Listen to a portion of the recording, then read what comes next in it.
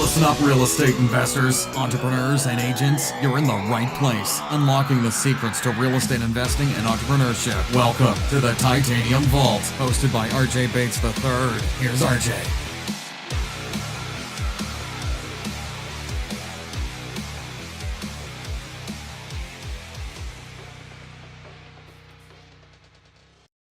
Hello and welcome to the Titanium Vault. I'm your host, RJ Bates. Today I'm sitting down with Erik Saengerhausen and Collin Corrington from Stop Flipping in San Antonio, Texas. How are you guys doing? Doing well, man. We're doing good. So why don't y'all take a second to introduce yourself and tell us a little bit about what you do in real estate investing. My name's Collin Corrington, a real estate investor. What we do is we pretty much focus on creating real estate notes, doing owner finance. That's what we specialize in doing all day, every day. And not that we're adverse to other investment types, but this is our ultimate goal, is to do as many owner finance deals in a year as we can. We do have a couple flips here and there and do some wholesaling and different stuff like that. But owner finance is where we want to be. That's what we spend our time doing. Gotcha. So I always like to go back to the beginning of how you got started in real estate investing, because a lot of our listeners out there, they're trying to figure out how they can get started. And I think it's important for us to share our story. So how did y'all get started in real estate investing? Man, I got started, I was like 18 years old. I think it was a Ron LeGrand. Does that sound right? Ron LeGrand, maybe? One of his courses about buying real estate with no money down. And I went in the Seguin newspaper, and just so happened there was a fiveplex that they were going to owner finance, or with an assumable with a second carryback. And so that was my first taste. I bought a fiveplex, all Section 8, in the worst part of town, assumed a note with the bank, and then they carried back a second. And it was definitely an eye-opener. It was probably one of the roughest properties I've ever owned, but I learned a lot from it. I was about to say, man, you busted right in with the fiveplex. Yeah, Baptism by fire. It was. Did that turn out to be a good deal for you? You know, it was a good learning experience. I did make some money on it, but it was definitely a big learning experience. And, you know, I still have nightmares about some of those people that were staying there. I mean, you know, here I am, an 18-year-old kid going up to a grown man saying, "Hey, you owe me rent money." And the guy's like, "Yeah, no, I'm not going to pay you. You can leave." Right. You know, I'm like, "Okay, yes, sir," and I walk off. But, you know, and the Section 8 was paying most of it. You know, I think the guy only owed me $40. After a while, I just said, screw it. I'm just gonna, you know, collect what the Section 8 gives me and just leave them alone, because they don't want to be bothered. So, Collin, how did you get your start? You know, actually, with Erik, I got started with Erik. It's kind of funny. Erik and I actually went to high school together, and we didn't really, we knew each other, but we didn't really run in the same circles. And it wasn't until, oh man, God, a decade, 12 years later, we actually lived about 5 miles apart from each other and had no idea. Out in McQueeney, Texas, a little bitty town, and I went to go buy some tacos in this little taqueria over there, and I saw a business card for Alien Realty, Roswell the Alien buys houses or something, and it said Erik Saengerhausen, and that kind of name you don't forget. Right. So I called him, and I was like, man, and I was actually, my first job out of college, I was a teacher. And I was looking to get into real estate, so I thought this was a perfect opportunity. So I called him, said, "Hey, man, what are you doing? I want to learn what you're doing." And he blew me off. And yeah, he literally just was like, yeah, whatever, man, I got to go. And about 2 years later, Erik and Mike had penned the book, Stop Flipping, Stop Renting. And I saw that on Facebook. I bought the book, and this is the point where I really pushed the issue. I was like, "Hey, guess what? You're autographing my book. I'll be there in just a little bit. Where do you live?" And Easter or something, wasn't it? No, I think it was Memorial Day. Yeah. Because the funny thing about this is I drive over to his house, and I'm this is going to embarrass Erik, but I'm going to do it anyways. He lives out in Treasure Island, which is an island out in the middle of Lake McQueeney, and some pretty prime real estate for that little part of Texas. And as I drive up there, he owns, I think, 8 lots. I mean, he had his own basketball court, his own tennis court, his, you know, big old house and truck that, anyways, a big old truck and all these toys. And I'm like, what in the heck? This is not that, because I don't mean to rub his nose in it, but Erik wasn't exactly the valedictorian. And so I was kind of confused as to what was happening. He opened the door dressed in flip-flops, a tank top, and an American flag pair of swim trunks. And I was like, that's the Erik I remember. And we got to talking, and he told me what he was doing and how it was all working. I said, man, I think I spent that whole summer riding around in the car with him, and one thing led to another. He's like, you're buying this one, and we're doing this, and you're wholesaling that one. And I was lucky enough to have my hand held the entire time. So, Gotcha. So Erik, let's go back to you, because it sounds like Collin came in after you had already tasted a little bit of success. So you had the fiveplex. How did you go from the fiveplex to when you met Collin? Man, that's a long story. I'm just going to kind of jump forward to when we started creating real estate notes and how that looks, because there's 10 years there, and I don't think y'all want to listen to all that detail. A lot of hard knock, during that 10 years. I did a lot of things wrong. Right. But anyways, I ended up in San Antonio, ran into Mike Arch, who is my business partner in Alamo Home Source. And, we started off wholesaling, and then we started doing some flips here in San Antonio.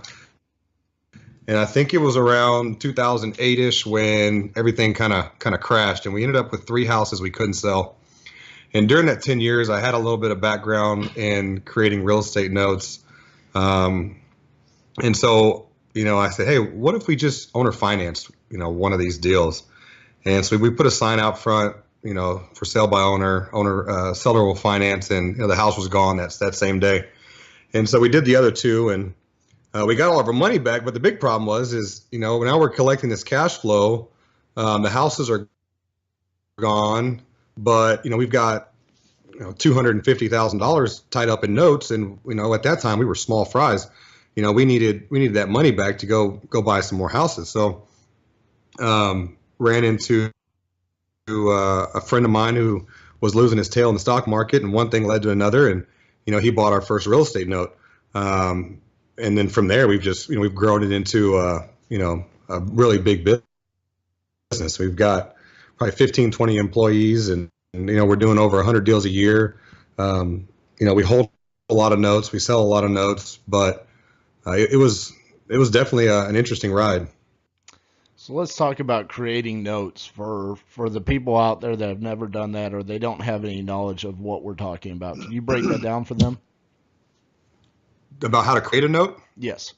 Yeah, so it's really, just one more step outside of flipping. So we do almost everything. We don't have to rehab the houses as far as most people do, but we sell our houses at realistic values, just like you would have flipped. But instead of sending it over to a bank, financing, get a credit app, run it through our third-party loan originator, create a real estate note, and then at this point we've got investors lined up that we sell those notes to, and then we do all the back end servicing. But once you get the hang of it, it's actually a lot easier than flipping, and a higher profit margin as well. The hard part is the back end, trying to find the private investors. But once you understand how to do that, it's very easy and just a great business model. So when you're creating the notes, what's like a typical down payment or an interest rate that you have on these? Yeah, that's a great question. What we found out over the last 10 years creating notes, and by the way, we've got a default rate of less than 4%. Most people in this business have super high default rates, and it drives them crazy. And one of the ways that we keep that default rate low is the down payment. We're selling our houses in the $80,000 to $120,000 range, and we're getting $10,000 down minimum. That does include closing costs, but that seems to be the magic number where I'm at. If we go a lot lower, we tend to have issues, and so we just kind of hover around that 10 to 15,000 down. Yeah, I was going to say interest rate. Yeah, real quick, I was going to say I don't have near the experience that you guys have in creating notes, but there's been one time that I've accepted less than $10,000, and I have consistently had problems with that person. But all of the notes that I've created where it was 10,000 or more, there's been zero issues. They've been great people to loan money to, and it's just something that now we've kind of created a company rule that if we are going to own or finance a property, we're not going to accept less than $10,000. So that's a good point to bring up. Exactly. Yeah, and Eric preaches it all the time. I think his my favorite phrase of his is it changes them out of a renter's mentality into an owner's mentality. Absolutely. And you're not dealing with a renter at all, so it helps tremendously. Yeah. So when y'all do them, are they 20-year notes or 30-year notes? Typically, we do 30-year notes. It's up to them ultimately. However, we don't charge any prepayment penalties. There's no balloon payments, anything like that. So we usually recommend go ahead and do the 30-year note, because with taxes, insurance, all that, it all rounds out to about what they would pay for a comparable house in rent. So the rent payment and their new mortgage payment's about the same at 30 years. And we tell them, hey, look, if you can qualify for traditional financing at any point, knock yourself out. When y'all purchase these properties, are you going into it every time knowing that you're going to owner finance it, or do you ever attempt to sell it through traditional means, or do you always want to owner finance it? We always want to owner finance it. Number one, that's our retirement strategy. We hold a lot of these notes with banks, and we could possibly go over that later on. So, we sell what we need to sell to make a living and have an overhead. To pay the overhead, and then the rest of them we hold for long-term retirement. So, yeah, we're always pushing the owner finance model. But if someone comes up and has traditional financing, we're not going to turn them away. Yeah, let's dive into. You said you did 115 last year. Is that right? Yes. So out of the 115, how many of those roughly did you end up keeping, and how many of those the notes did you actually sell? We kept about 30. Gotcha. So I'm sorry. Go ahead. Go ahead. Is it right now we probably are holding a little over 100 notes. Last time I checked, something like that. Wow. That's awesome. So when you go to, let's talk about selling the notes, because that's something that I've never done, so I'm curious about it. I know I'm supposed to be the host, but I love learning on this show as well. So Yeah. if you go to sell a note, how are you locating those people, and are you selling the notes on a discount, or are you selling them for full face value? Yeah, we've the first maybe 5 or 6 notes we discounted, and ever since then we have never discounted a note. All of our notes are sold at face value, and a lot of that is the way that we create the notes and then all the back end support. But where you find these people, and I get that question all the time, and I wish I could say, hey, go to this website, they're there waiting on you. It's not that simple. I can tell you that it's not who you think it is. It's not the uber rich guy. It's going to be your, above average person that's sitting on a $500,000, $1 million, $2 million in retirement, 401k, IRA, things like that. That maybe gotten burned on the stock market or just aren't happy with the returns, don't want to keep it in the banks, the CDs and things like that. And it's like anything else, once you get that person, then you network with them and their friends, and then you get the next person and network them. Eventually you look up and, you're getting referrals left and right, once you prove yourself. But, the first couple ones are going to be hard. You're going to have to turn over a lot of rocks, but they're people that you run into every day. I can tell you that. Yeah. I've learned just talking about it. Yeah. Neighbors, people down the street. Yeah. My neighbor just bought a note from us because I was just talking about it with him one day drinking a beer. So That's yeah, the more you talk about it, people are interested. They're burnt out on the stock market. They've been burned a couple times and they're looking for something a little more solid. Yeah, and you brought up retirement accounts and people having money in retirement accounts, and they're tired of going the stock market route. That's something that can be utilized 2 different ways. That's a great way to meet private money lenders, and it's another great way, like you're saying, to sell a note. They're all over the place, and you can meet them. A lot of the self-directed retirement account companies hold meetups, and those are great places to locate private money lenders and obviously, like you're saying, a person to buy a note that you've created. Is that something that y'all have leveraged, is trying to locate people that have those like self-directed IRAs and 401ks? I mean, we're not going out and targeting specific people like that. At this point, we're working mainly on referrals. I mean, we have, Right. Probably a 60-day waiting list right now for note buyers. Um, it's really is just talking to, people in your inner circle and taking care of one person and then kind of using them as a stepping stone, not in a bad way, but like, leveraging their contacts and then going from there to the next person. Most of our note buyers are not in real estate.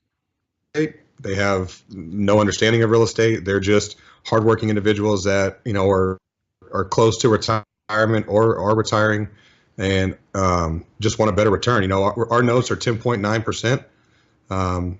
And so, giving them a 10.9% with a CD type return and then handling all the back end stuff for them, where all they're doing is opening up their checking account and making sure their money got deposited. We handle everything on the back end. If there's ever a foreclosure, we'll go out, we'll resell it for them, recreate the note, whatever needs to be done. Just make it as hands off as possible, and make sure your default rate stays low, and you'll have note buyers lined up. Don't go Googling note buyers, because you're going to end up with the institutional guys that want to chop you off at the knees, at 60-70% on the dollar. Yeah, and I'm also a licensed investment advisor, and one of the things I've noticed with all the people that buy the notes are actually looking for a way to kind of annuitize with a solid rate of return. If you go through a traditional annuity, they're banking on you dying, way down the road. You get very little return on your investment with that. But through this, they know exactly what it's going to be, and it's goes beyond their lifetime as well. So a lot of people that are just looking to annuitize, I just need that monthly paycheck. Yeah. Right. And so just to make sure I'm clear on this, even though after you sell the note, you're still staying on board and you're making it essentially turnkey for them. They don't have to do anything. You're still going to handle all the back end and all of that for them. Exactly. And that's one of the reasons we're able to get face value. Yeah. I mean, that's huge. That's without definitely seasoning them. Yeah, we don't season them either. Most of them are sold before they're even created. Wow. That's pretty impressive. So with that being said, I think this is a good time to bring up the fact that y'all have an education program that actually teaches people how to do this, and it's called Stop Flipping, correct? That is correct. There is one other cool thing that we go over in that as well, and that's how to use banks to leverage it for retirement. I don't know if we have time to get into that, or if you just kind of want to leave that as a cliffhanger, but that's a big part of our business as well. No, dive into it, man. Let's hear about it. So another way, like I said, we hold notes, right? So how we do that is we leverage them with banks. So we'll put them we'll take $100,000 note, go to a bank, they'll loan 75 cents on the dollar. We put that on a 10-year fixed rate, and we just say we've got a 30-year at 10.9. In 10 years, the bank note's paid off. We get the back 20 years for free. Gotcha. And does every bank do that, or do you have to target specific banks and establish relationships? You have to target specific banks. We go over all that, and you have to make sure that your note is created, the proper way. You can't just take a bad note in there and expect them to jump up and down. I mean, you got to follow the guidelines, Dodd-Frank compliant, closing title companies, escrow, things like that.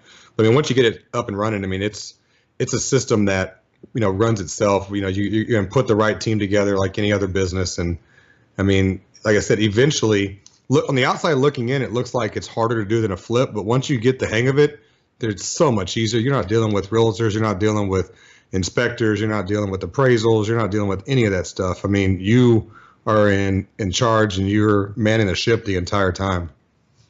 And I think you brought up a good point there, though, that it seems harder, but it's actually more simple with a flip once you have it established. But one of the things you brought up was your price point. $80,000 to $100,000 is kind of your go-to price point.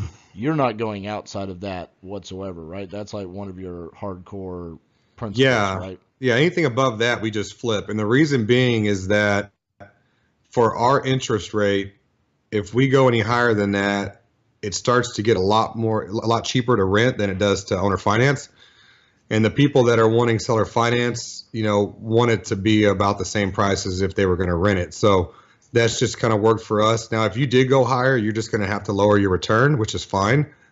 We just did one for 159,000. I think we did 8.5%, but we had a note buyer lined up for it. You know, if you spoil your note buyers in the beginning at, 10, 11%, and then expect them to buy a 7% note, you're going to have a hard time doing that. So if you build your business model on 8% notes, then I don't see it being a problem. But, we're known for 10 to 11% returns, and, that's just kind of the well that we dug. How often do you see a note paid off early, like where they refinance or actually cash you out? We've probably, I don't even know how many notes we've created, probably close to 500 or so, if not more. And I would say we've maybe had 10, 15 pay off. The national average is seven years. I would say, with the owner finance model, you're probably going to be somewhere around 10 to 12 years. If I can get a note to perform for 10 to 12 years and they pay me off, I mean, that's a home run, because at 10.9% at 10 years, they still owe you pretty much what they bought the house for, and you got 10 years of interest. Right. So if these could all go 10 years and then they pay off, they sell the house and refinance, I mean, that's great. I'll just take that and go create another one. Right. So let's go back and let's talk about Stop Flipping, the education programs that you guys have set up, and tell us a little bit about what that is. Oh, it's exactly that. We're just, obviously the title of our company is Stop Flipping. So we're real big advocates of not flipping, not saying we don't do it from time to time, but we just want to go out and spread the word and teach people about exactly how we do it and what we do, because we do get a lot of questions day to day. And it's like, you know what? Why don't we just do that? Erik and Mike wrote a book. We put together it's over 100 online videos explaining everything about this. Needless to say, there's a lot of rules and regulations and paperwork and things you got to follow. So there's, like I said, there's a little bit of a learning curve. Erik alluded to that, and that's what it is. We're just going out spreading the word, teaching people how to retire using notes. We have, it's not all about, making money. Obviously, we make money with Alamo Home Source. So, we're not just an education company like most companies out there. That's all they do, is they just educate. They have no substance behind them. We actually create, we have a business. You can come, drive up to our place of business and, come check us out. We have a lot of free information that we give out too. Like Project Stop Flipping is our live reality show where we go out and, you kind of get to see behind the scenes of us, Collin and I, buying a house and rehabbing it and owner finance it and creating the note. And we go over the numbers and things like that. So, there's a lot of free information for following us on Facebook and YouTube. Yeah, I was say Facebook and YouTube. All the Project Stop Flipping videos, which I'm quite frankly, I'm a little behind on uploading some of those. But yeah, you can catch those full episodes for free on YouTube, or you can create an account where we even give you some additional information that YouTube just won't let us do, some additional downloads, numbers, things like that. Awesome. And everything on Stop Flipping is online based. There's no on-site programs or anything like that. It's all just something you sign up for and you get all the content online. Yeah, the majority of it is online. We do have some hard copy stuff that we do mail to you.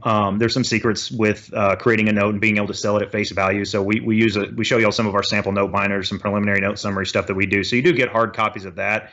And then plus we do offer, coaching and consulting. We do have a couple of coaching clients, people that want us to come out and take a look at a house, whatever it might be. So we do have some hands-on stuff, but it's really kind of hard to do that unless you're in the San Antonio area. Right.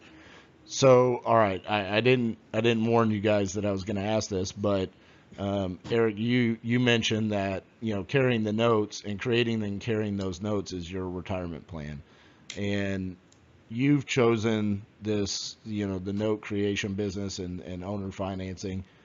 Why are you more of an advocate for that than buying and holding rental properties?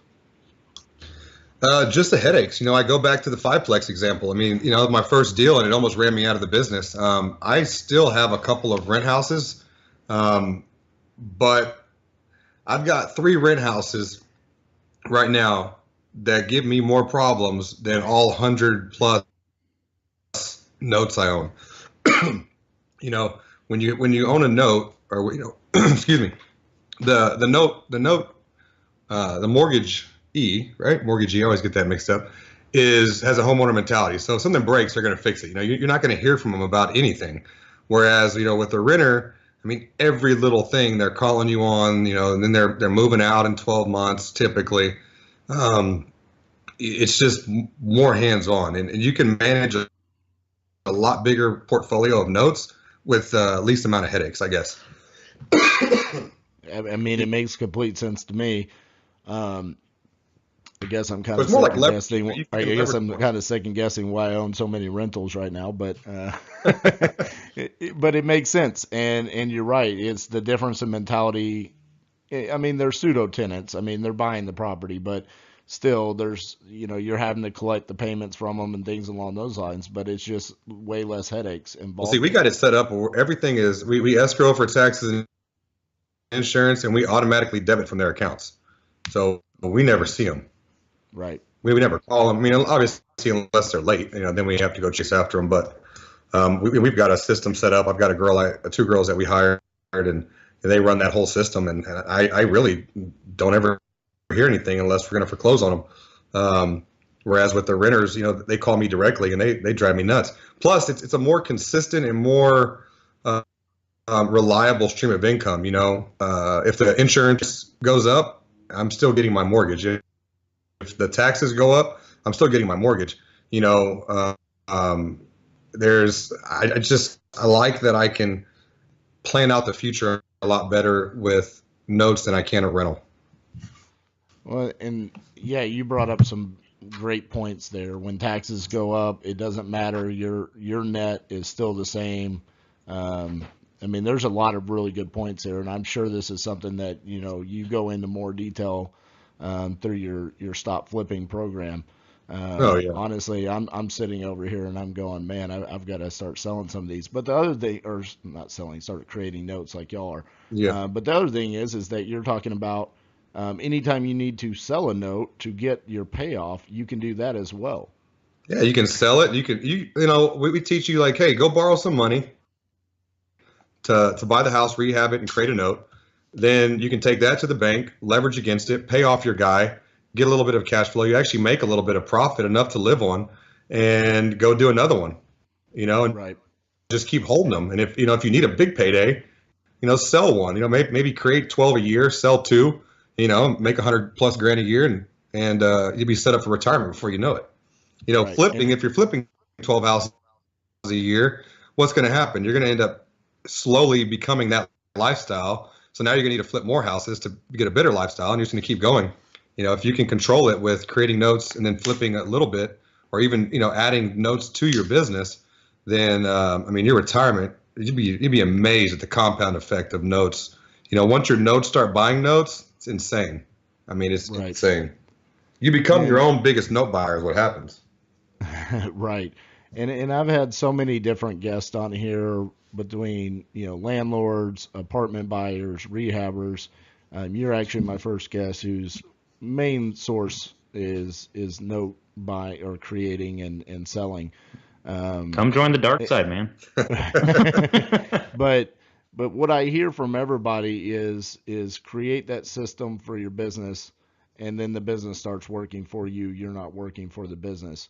And Exactly. but rarely have I had someone on here that has been a rehabber who's been able to say, I'm planning for my retirement.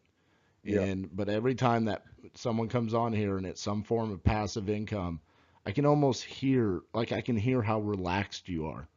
That's the amazing part about this is you're sitting there and you're like, how long did you say you have a 60-day backup or Yep. for people to buy notes? I mean, that's amazing because it's funny. You talked about a little bit of wholesaling. I've done a ton of wholesaling in the past.